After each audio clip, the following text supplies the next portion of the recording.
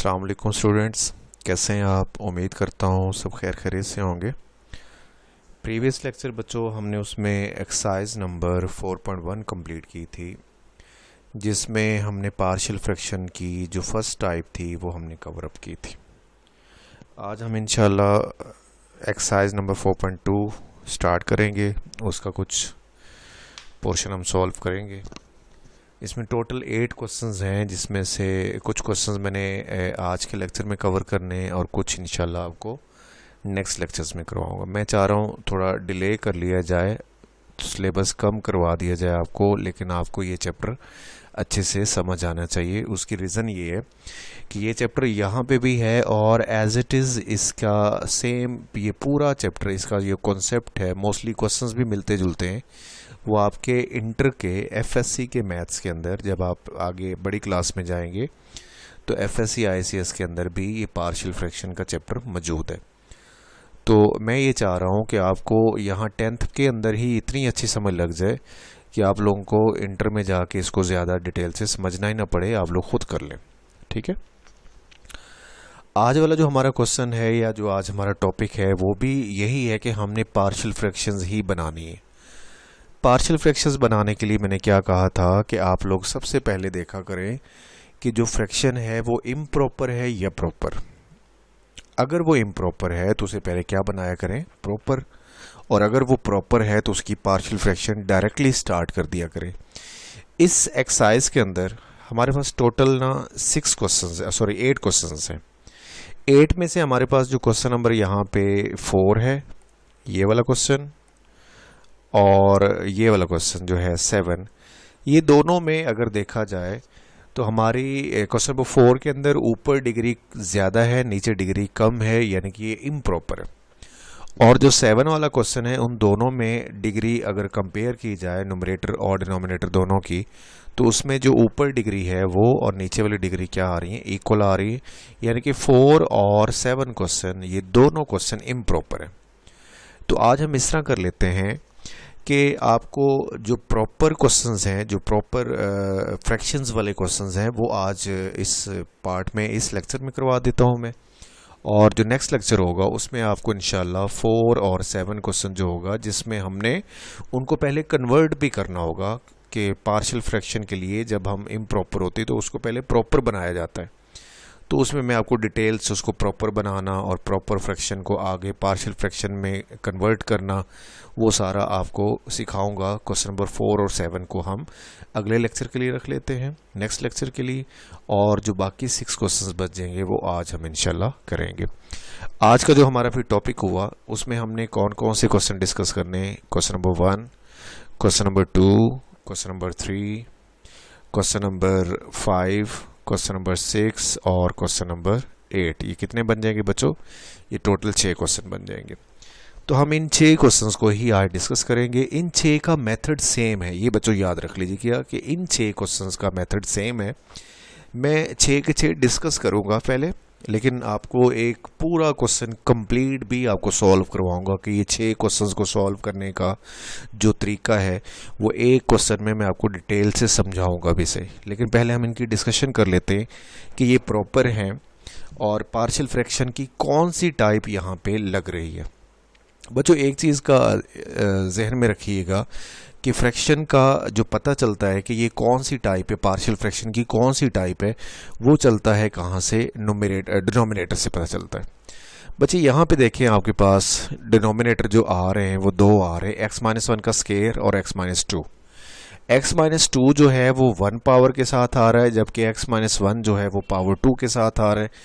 तो जो 1 के साथ आ रहा होता है हम उसे बोलते हैं कि वो जस्ट एक ही फैक्टर है, लेकिन जो पावर 2 या 2 से ग्रेटर पावर के साथ आ रहा होगा वो उतनी दफ़ा आ रहा है जितनी उसकी पावर है।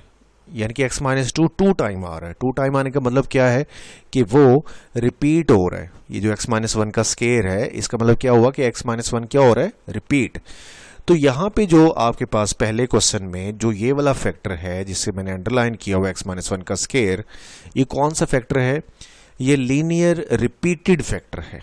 कौन सा फैक्टर है, लीनियर रिपीटेड। और ये वाला कौन सा है, लीनियर नॉन रिपीटेड।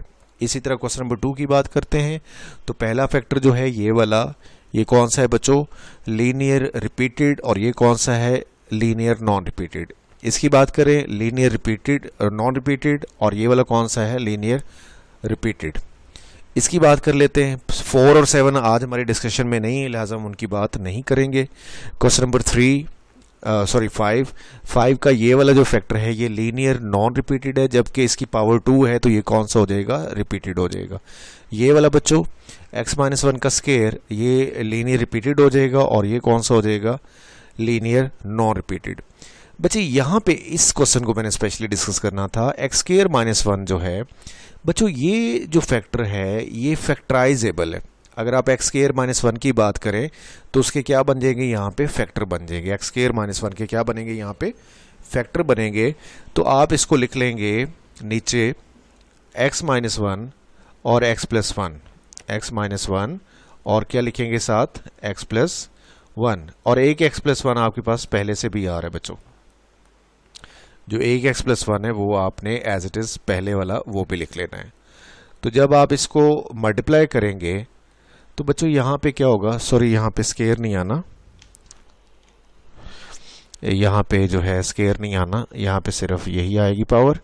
अगले स्टेप में क्या होगा कि ये नीचे बन जाएगा आपके पास क्या, x-1, और ये वाला जो होगा वो क्या बन जाएगा, x+1 का होल स्केयर बन जाएगा।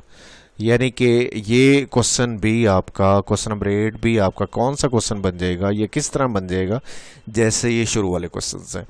ये किस टाइप में आ जाएगा, लीनियर नॉन रिपीटेड, और ये किस में आ जाएगा, लीनियर रिपीटेड में आ जाएगा। ठीक है बच्चों, तो आपको पहचान लाजमी होनी चाहिए हर फैक्टर की कि ये जो पहला फैक्टर है ये कौन सा है, दूसरा फैक्टर जो है ये कौन सा है। अभी हमने 2 टाइप पढ़ी हैं, लीनियर नॉन रिपीटेड फैक्टर और एक होता है linear repeated factor. Non repeated वो होता है बच्चों जिसमें पावर जो है उस फैक्टर की जस्ट 1 होती है, मतलब वो फैक्टर एक ही बार आ रहा होता है। और अगर एक फैक्टर की होल पावर 2 या 2 से ग्रेटर होगी तो वो क्या होता है, वो रिपीटेड होता है। तो आज हमने क्या करना है, टाइप नंबर जो है 2 भी डिस्कस करनी है, और जो टाइप नंबर 1 है वो भी इसमें मिक्स है। तो हमने ये दोनों आज क्या करने हैं, डिस्कस करने हैं। ठीक है बच्चों, तो इसमें से मैंने जो क्वेश्चन सेलेक्ट किया है, जो हमने आज हमारे 6 क्वेश्चन अंडर डिस्कशन होने हैं, वो मैंने सेलेक्ट किया है क्वेश्चन नंबर 1। ठीक है बच्चों, क्वेश्चन नंबर 1 जो है x2-3x+1 ओवर x-1 का होल स्केयर इंटू x-2। आप इसकी पार्शियल फ्रैक्शन जब बनाएंगे, पहले बात यह कि ये प्रॉपर है, जो आज हम क्वेश्चन कर रहे हैं बच्चों वो प्रॉपर क्वेश्चंस हैं। तो आपने देखना है कि जो पहला फैक्टर था मैंने आपको अभी समझाया कि वो कौन सा फैक्टर है, लीनियर रिपीटेड। जब भी बच्चों आपके पास लीनियर रिपीटेड फैक्टर आएगा तो आपने उसकी पार्शियल फ्रैक्शन बनाते हुए, यानी कि इस तरह से लिखने के लिए जो आपने प्रोसेस करना है वो किस तरह से करना है कि आपने लिखना है a ओवर x-1, मतलब वो जो फैक्टर होगा वो x-1 मतलब पावर 1 के साथ लिखा जाएगा। फिर आपने उसी फैक्टर को दोबारा फिर लिखना है अगले अल्फ़ाबेट b के नीचे, और पावर किसके साथ लिखना है, 2 के साथ लिखना है। अगर यहाँ पे लेट्स सपोज पावर 3 होती तो हम एक दफ़ा फिर लिखते इसको c ओवर x-1 का क्यूब। अगर इसकी पावर 4 होती तो हम लिखते d ओवर x-1 की पावर 4। यानी कि आपने इस फैक्टर को लिखना शुरू करना है पावर 1 से, और वहाँ तक लिखते जाना है जहाँ तक उसकी पावर है। मतलब a के साथ पहले लिखेंगे x-1, फिर b के साथ भी लिखेंगे x-1 का स्केयर, और अगर यहाँ पे क्यूब होता तो हम इसे c के साथ भी लिखते c ओवर x-1 का क्यूब। लेकिन यहाँ पे स्केयर है इसलिए इसको यहाँ तक ही लिखा जाएगा। 2 फैक्टर ये हो गए, एक a के साथ आ गए, एक b के साथ आ गए, और जो ये x-2 है वो अलग से आएगा किसके साथ, c के साथ, अलग से आ जाएगा किसके साथ, c के साथ। उसके नीचे आपको क्या लिखना पड़ेगा, x-2। ठीक है बच्चों, अब यहाँ से ऑनवर्ड जो अगला प्रोसीजर है, मैंने आपसे एक बात कही थी पार्शियल फ्रैक्शन स्टार्ट करते हुए कि जब भी बच्चों आपने ये पहला स्टेप करना है तो जिस बच्चे ने ये वाला स्टेप सही किया उसी का फर्दर जो है क्वेश्चन चेक किया जाता है, अदरवाइज क्वेश्चन को यहीं पे क्रॉस करके 0 मार्क्स दे दिए जाते हैं। मीन्स के जिस बच्चे ने ये फ्रैक्शंस सही लेट की, क्वेश्चन उसी का आगे काउंट किया जाता है, चेक ही उसी को किया जाता है। अगर यहाँ पे आपने मिस्टेक कर दी, मतलब यहाँ पे 3 फ्रैक्शंस बन रही हैं, आपने 2 बना दी, तो अंडरस्टूड वो तो सारा गलत हो जाएगा, उसको यहीं पे क्रॉस लगेगा और आपको 0 मार्क्स मिलेंगे। अगर यहाँ पे 3 की बजाय आप 4 बना देते हैं फ्रैक्शंस तो भी गलत हो जाएगा। जितनी बननी चाहिए और जिस हिसाब से बननी चाहिए आपने उतनी ही बनानी है और आपका क्वेश्चन तभी आगे चेक होगा, अदरवाइज चेक नहीं होगा। ठीक, तो ये चीज़ आपने ध्यान से बनानी। अगला काम सारा होता है किसके लिए, ए बी सी की वैल्यूज फाइंड करने के लिए। बच्चों एक चीज़ ध्यान से दोबारा सुन लें कि इक्वेशन नंबर 1 के अंदर जो राइट साइड है उसके अंदर ए के नीचे देखा जाए तो कौन सा फैक्टर है, लीनियर नॉन रिपीटेड। कौन सा, लीनियर नॉन रिपीटेड। और जो सी है उसके साथ भी कौन सा फैक्टर है, लीनियर नॉन रिपीटेड। लेकिन जो बी अल्फ़ाबेट लिखा हुआ है उसके साथ जो फैक्टर आ रहा है नीचे वो लीनियर रिपीटेड है। लीनियर कौन सा है, रिपीटेड। तो एक चीज़ का याद रखिएगा कि ए बी सी की वैल्यूज़ फाइंड करने के लिए मैंने आपको प्रीवियस लेक्चर में, दोनों लेक्चर्स में ये बताया था कि जो भी फैक्टर होता है हम उसको इक्वल टू 0 पुट करते हैं, वहाँ से x की वैल्यू निकालते हैं और उसको फर्दर आगे सॉल्व करते हैं। लेकिन यहाँ पे आप याद रखिएगा कि जो लीनियर फैक्टर नॉन रिपीटेड होंगे वो 0 मेथड से सॉल्व करने हैं आपने। मतलब जो 0 मेथड आप लगाते हैं ना, इक्वल टू 0 पुट करके आप वैल्यूज पुट करते हैं और वहाँ से ए बी सी निकालते हैं, तो वो आप इन दोनों पे लगा सकते हैं, x-1 पे और x-2 पे। x-1 के स्केयर पे आप अप्लाई नहीं करेंगे, ये चीज़ याद रखिएगा। ये मैंने आपको यहाँ पे एक्सप्लेन कर दी, इसको दोबारा नहीं बताऊँगा। तो अगला प्रोसीजर कि आपने लेफ़्ट साइड का जितना डिनोमिनेटर होता है उसके साथ क्या करना होता है, मल्टीप्लाई करना होता है। मल्टीप्लाई करवा दीजिए, बोथ साइड मल्टीप्लाई कीजिए।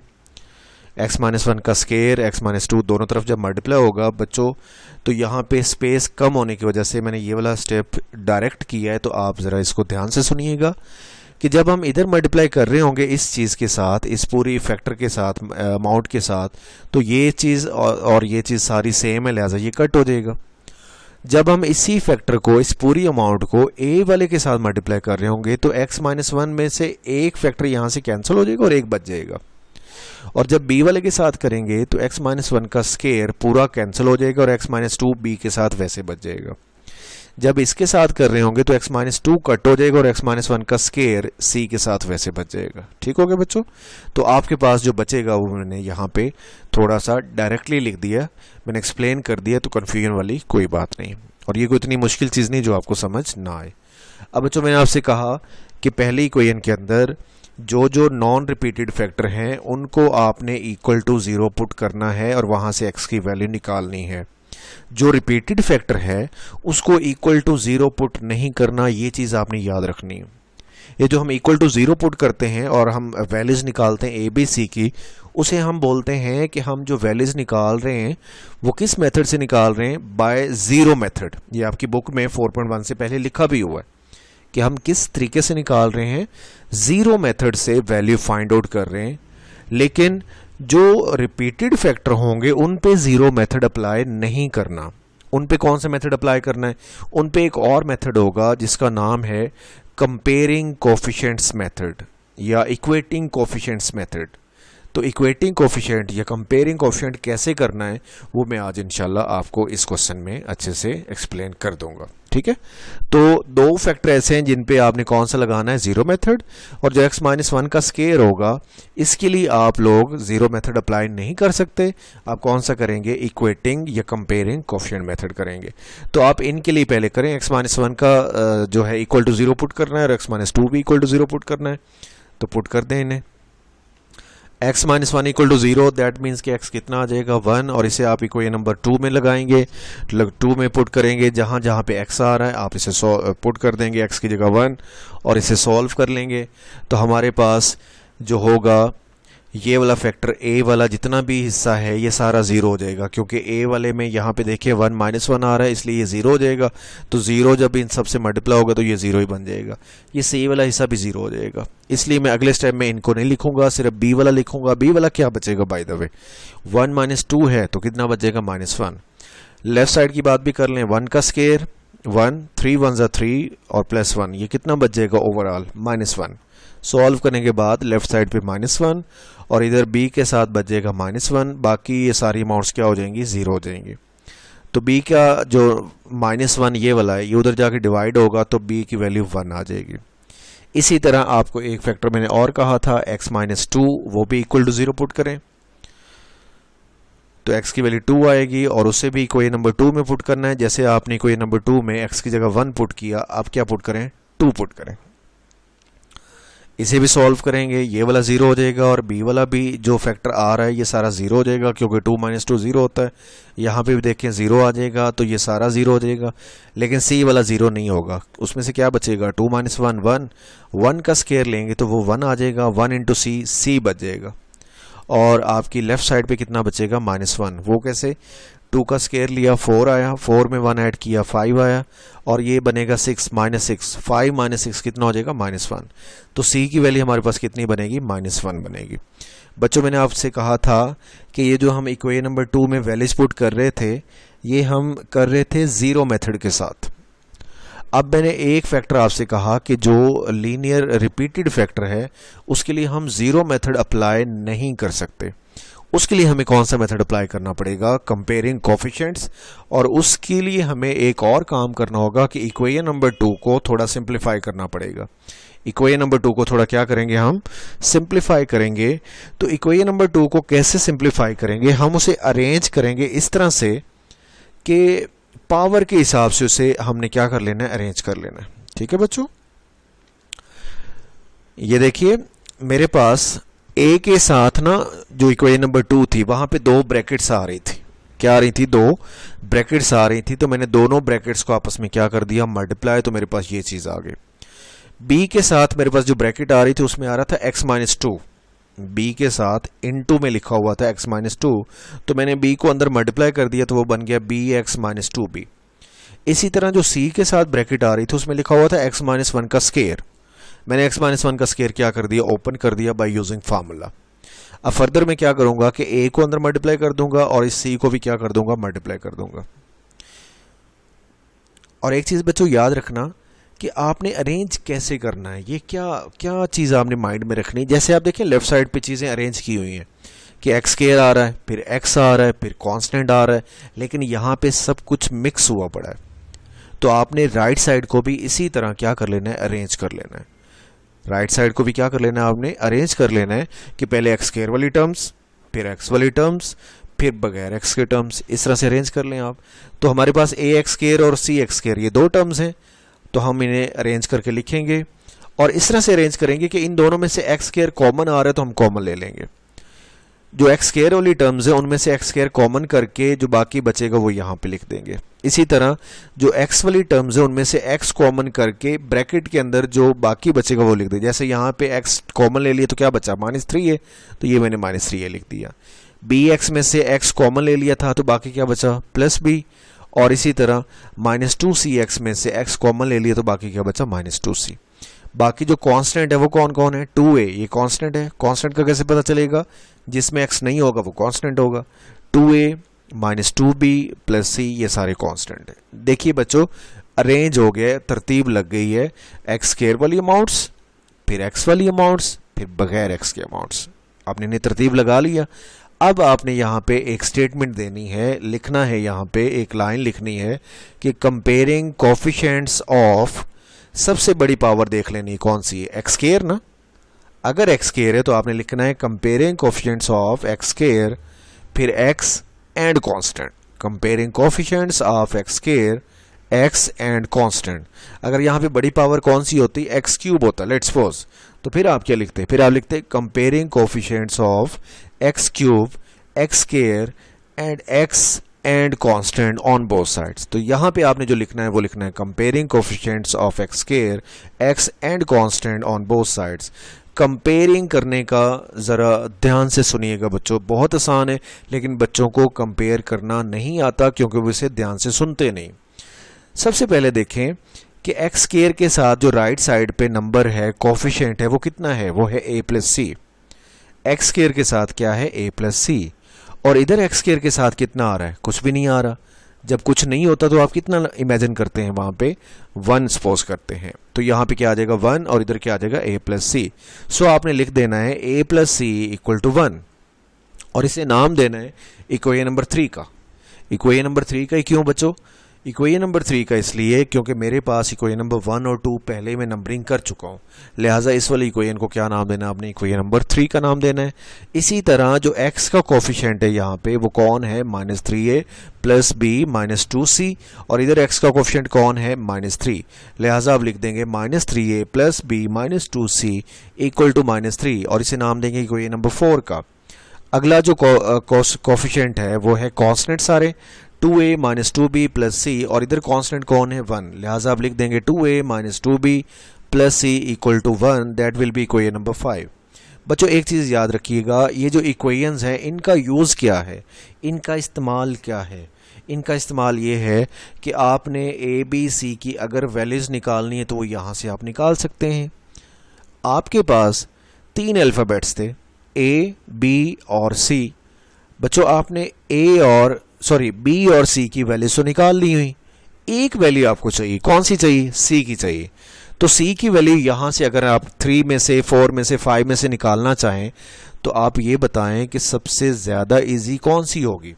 अंडरस्टूड, इक्वेशन नंबर 3 होगी, बिल्कुल शॉर्ट सी है और बिल्कुल सिंपल सी है।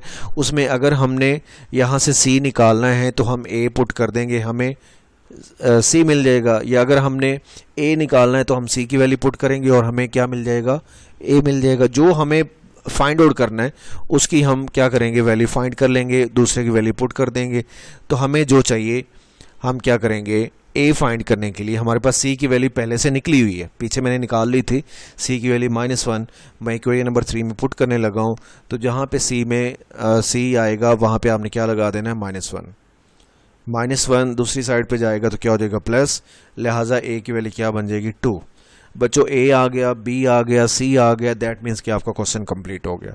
आपने जो शुरू में इक्वेशन नंबर 1 लेट की होती है उसमें जाके आपने ए बी सी तीनों की वैल्यूज पुट कर देनी है। तो आप लिखेंगे यहाँ पे putting the values of a b and c into equation number कौन सी, 1 क्या था हमारा, बेसिकली वो क्वेश्चन था, और उसकी राइट साइड पे हमने क्या किया हुआ था, फ्रैक्शंस लेट की हुई थी। जो फ्रैक्शंस क्या थी वो था a ओवर x माइनस 1, तो a की जगह हमने वैल्यू लगा दी 2। b ओवर x माइनस 1 का स्केयर था तो b की जगह 1 पुट कर दिया। आगे बीच में था प्लस का साइन, तो यहाँ मैंने माइनस क्यों लगाया, क्योंकि मेरे पास जो c की वैल्यू आई है वो किस में आई है, माइनस में आई। तो अगर c की वैल्यू माइनस में आएगी तो आपने दरमियान वाला साइन प्लस की बजाय क्या कर देना है, माइनस कर देना है। तो आप लिखेंगे -1 ओवर x माइनस 2, और ये गौर से देखिए कि आपने एक फ्रैक्शन को पार्शियल फ्रैक्शन में क्या कर लिया हुआ है, रिजॉल्व कर लिया हुआ है। बच्चे दोबारा मैं आज के लेक्चर को समराइज़ करने लगा हूँ कि आप लोगों ने इस एक्सरसाइज में से टोटल 8 क्वेश्चन हैं, जिसमें से 4 और 7 क्वेश्चन के अलावा आपने बाकी 6 क्वेश्चन करने हैं। बाकी 6 को मैंने अच्छे से डिटेल से एक्सप्लेन भी कर दिया है, और उनमें से एक क्वेश्चन का पूरा डिटेल के साथ जो सारा मेथड है वो भी मैंने आपको समझा दिया है यहाँ पे प्रैक्टिकली, और अच्छी तरह एक्सप्लेन भी कर दिया है। आई होप कि आपको अच्छे से समझ लगी होगी। तो आप ये वाले 6 क्वेश्चन जो हैं 4 और 7 के अलावा ये आज आप प्रैक्टिस भी करेंगे, इनका होमवर्क भी करेंगे। तो कल इंशाल्लाह अगले लेक्चर में मैं आपको 4 और 7 जो होगा वो भी इंशाल्लाह कंप्लीट करवा के ये एक्सरसाइज क्या करवा दूंगा, कंप्लीट करवा दूंगा। तो मिलते हैं इंशाल्लाह कल, तब तक के लिए अल्लाह हाफिज़, अपना ख्याल रखिएगा।